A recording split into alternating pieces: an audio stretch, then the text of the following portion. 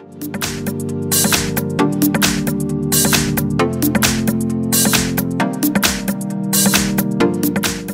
we have Samsung Galaxy J6, and let me show you how to reset app preferences on the following device.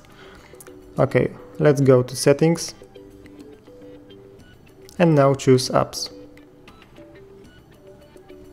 Here in the upper right corner is the three-dot menu. We can tap on it and choose Reset App Preferences.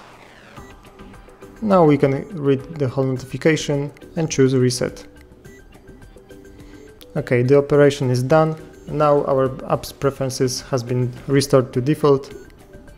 Thank you for watching. Please subscribe to our channel and leave a like under the video.